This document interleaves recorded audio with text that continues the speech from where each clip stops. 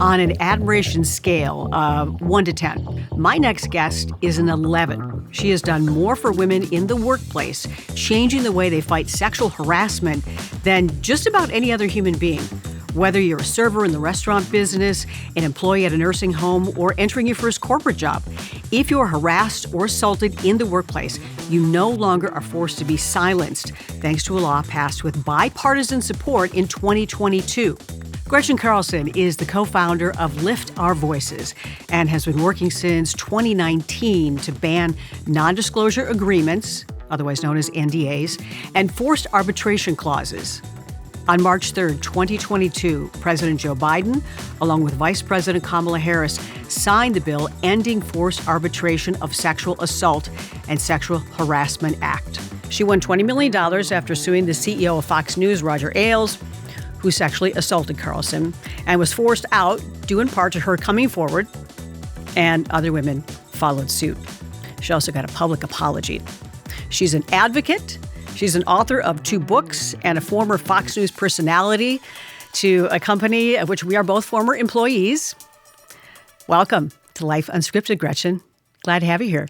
So great to be with you. The title fits me perfectly. I always say that my life has worked in so many mysterious ways. The one thing I don't think you said is that I'm a Minnesota native. And hello, bury the lead. Yes. Love being a Minnesota native. I hearken back to the Midwestern sensibilities that I learned growing up there every single day. I've been trying to transfer all of those to my East Coast kids. But yes, very, very proud of where I came from. And really that was the main thing that helped me to do what I did, to be quite honest. Growing up in Minnesota, I had the ability to be courageous and stand up for what I believed in. And those were all things that I was taught there from an early age. And, I thought a lot about that before I decided to jump off the cliff 9 years ago. So yes, Minnesota near and dear to me. All right. So let's get into something that I can understand. Many of us signed a contract when we got a job, not knowing maybe that it could come and bite us in the butt years later. And if you can, just explain a little bit more about forced arbitration. Yeah, it's kind of a wonky issue, Alix, and people have no idea what it is. Unfortunately, it's become boilerplate, either in your employment contract or your employee handbook. Sometimes people even agree to it by simply clicking on an email from their boss. Yes, that's legal, unfortunately. So what it is that it means that you can't sue if something really bad happens to you at work. It means instead that before that, you've agreed to go to arbitration instead. Now, the original intent of arbitration was to unclog the court systems because there's just way too many cases. And for little small business disputes, like if I knocked over my neighbor's fence and it was $300, instead of going to court, we go to arbitration and we'd solve it. Well, companies started using arbitration to solve human rights violations in the workplace about 40 years ago. And it's just exploded ever since then.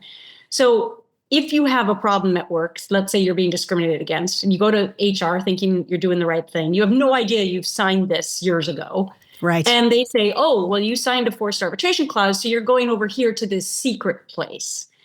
And the problem is the system is rigged against you from the beginning, because this is your one and only shot, right? But the company has had probably tons of cases that year. So the arbitrators come back for repeat business, and only 2.5% of the time do you, the employee, actually win in this system. And the other thing is it's secret. So what's been happening over all these years is that, I'll use myself as an example. I'm suffering sexual harassment. I go to HR, I have a forced arbitration clause. I get thrown into arbitration. The perpetrator gets to get away with it because I'm probably going to lose. And then they get to keep working because nobody knows about it. And so this vicious cycle continues. Meantime, I'm out of a job, and it's really hard for me to find another job because if I've been someplace for a really long time, and then the new employer says, well, why did you leave, KSTP, or why did you leave WCCO, or whatever the case may be? Right. You can't tell them. So I started figuring this out, Alix, after my story right away, because thousands of people started reaching out to me. And I realized there was an epidemic, of course, of sexual misconduct still in the workplace, but there was also an epidemic of silencing people through these types of processes. And that's when I decided, like, I got to roll up my sleeves and get to work. And you did.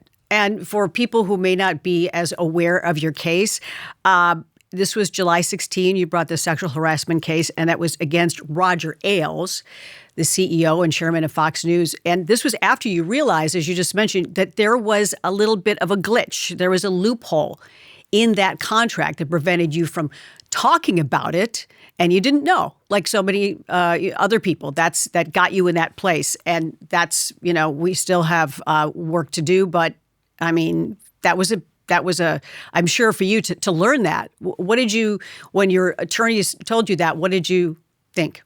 That was a dark day because Fox had put a forced arbitration clause in my last contract with them. I had signed 3 contracts before that. It wasn't in there.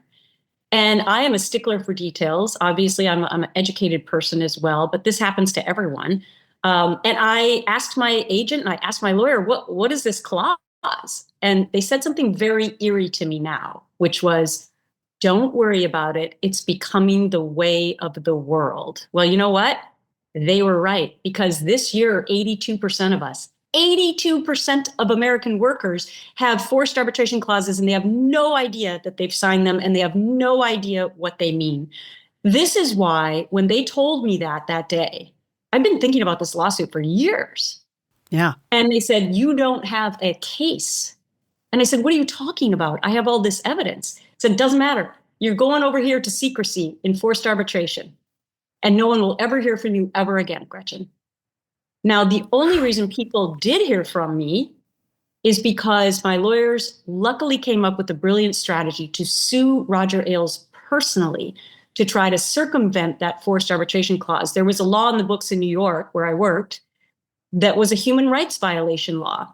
And so we sued him for violating my human rights at work. Otherwise, I would have gone the way of thousands of other people. We arguably would not be in the MeToo movement right now. It would have never started. And I'd be sitting home every day crying my eyes out because I lost a career that I'd killed myself for. And that is something, too, that you really are kind of credited when you came forward, that really kind of the momentum of the Me Too movement. Well, thank you for saying that. I always like to harken back to other people because so many other people came before me. The Me Too word and phrase was thought up by Tarana Burke 10 years prior to my case.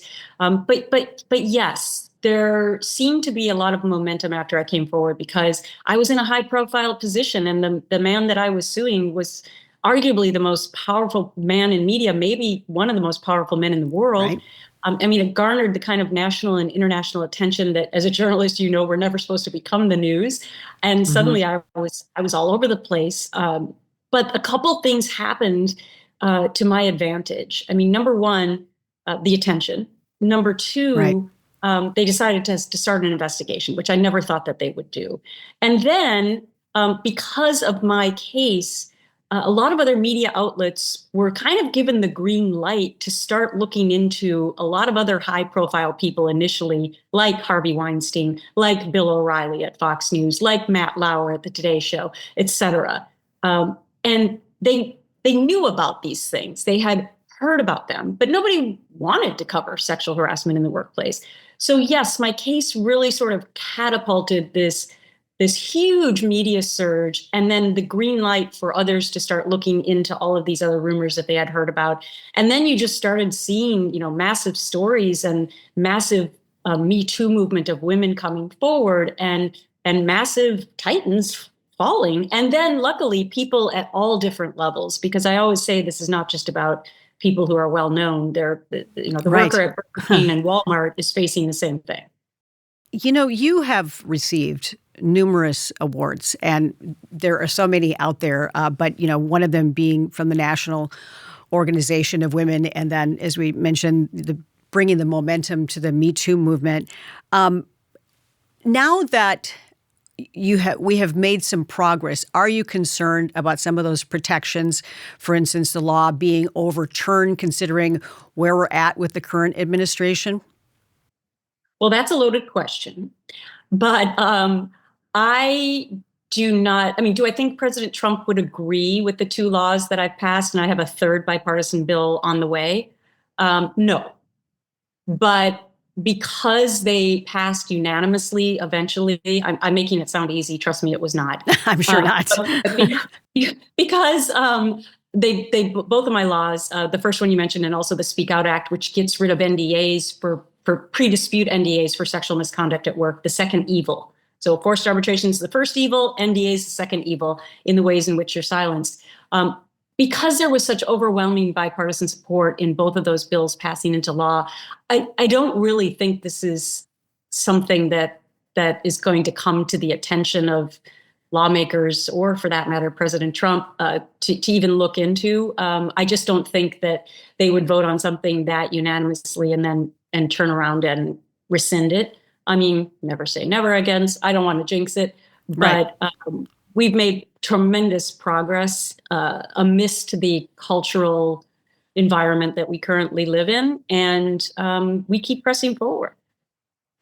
The movie Bombshell, I was talking to my daughter about this yesterday, and she loved it. It was released in 2019, starring Nicole Kidman, who played you, and Margot Robbie, Charlize Theron. I mean, this was a stellar cast. What was it like for you to be sitting and watching this film? So there's a lot to unpack here because I am still silenced. So upon resolution with Fox News, I had to sign an airtight NDA. Now, at the time, I mean, pretty much when I was dealing with this, I was living in a bit of a fog, as one might imagine.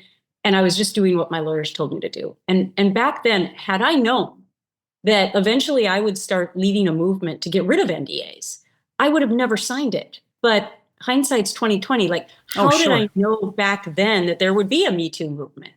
How did I know that I'd be passing legislation to get rid of silencing mechanisms? So I signed it.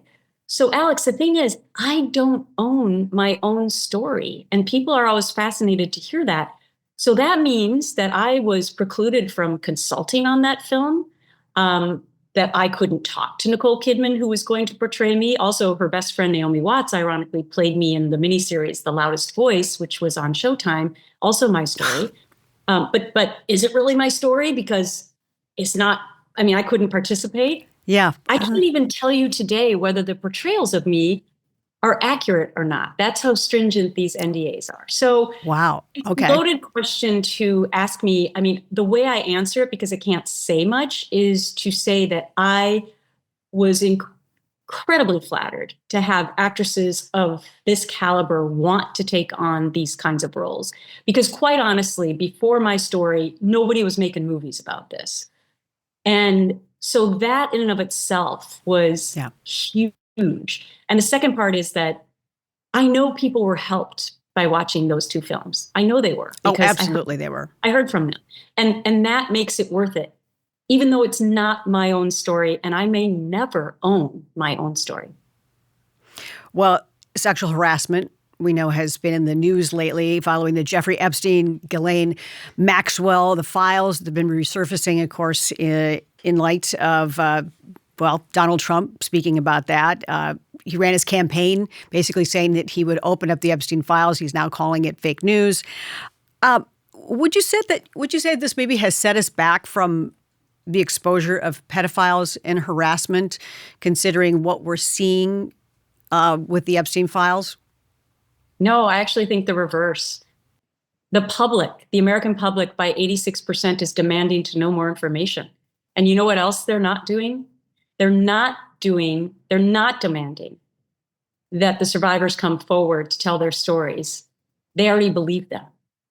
That is massive progress from just 9 years ago. I wrote a Time op-ed about this because for a while in the coverage, the survivors were not being talking about that much. But the thing is that you have to look at it from that lens that I just portrayed, where the accountability right now that's being demanded is about the perpetrators.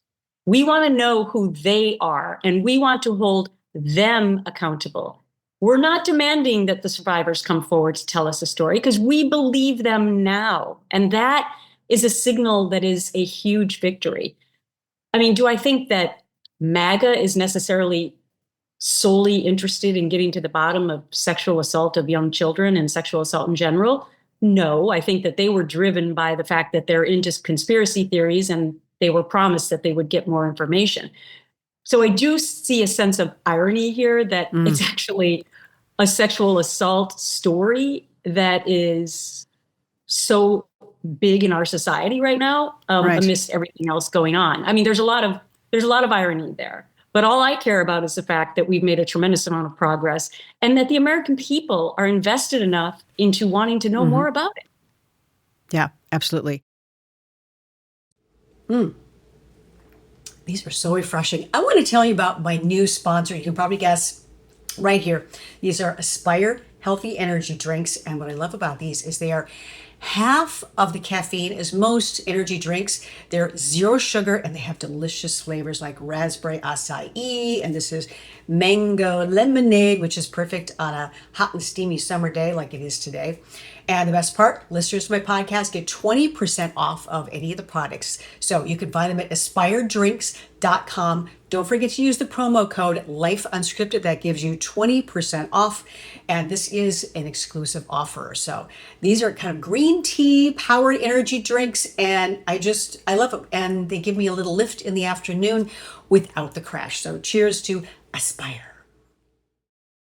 You have been asked to to comment on different news stories. I'm seeing on many of the news outlets.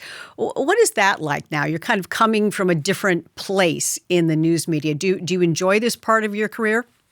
I am having so much fun. For the last year, I've been contributing to CNN and MSNBC. And you always can learn things no matter how old you are, right? I mean, You and I were in TV for forever and ever. Like, we can do the shows in our sleep.